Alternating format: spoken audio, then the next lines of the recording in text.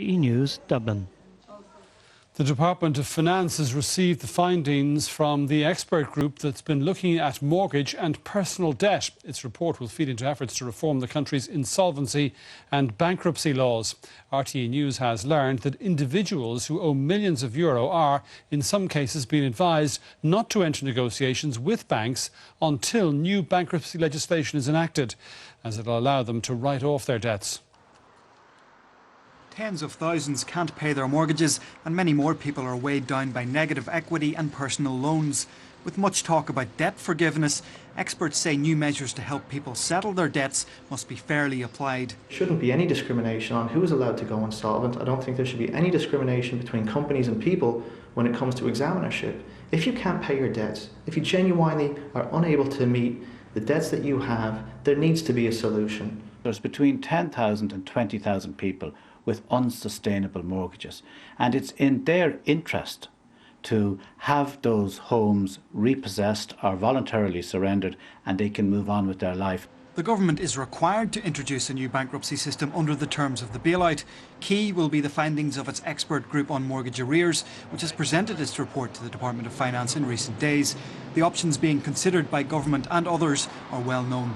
What they are envisaging is two types of arrangements, being a debt settlement arrangement where an individual would have certain assets to meet his business and personal related debts. The second option would allow an individual with no visible means or assets to go through a process whereby their debts would be forgiven.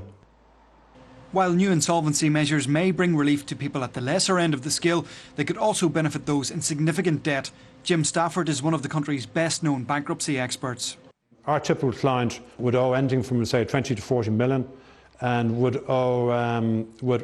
owe 3 or 4 banks monies, and it's very difficult to do deals for those guys. He has told these clients not to enter agreements with the banks now, but to sit tight and wait on new legislation. We're advising many of them to wait for the new legislation to be passed into law early next year, and in particular to wait for the debt settlement agreement to be legislated for.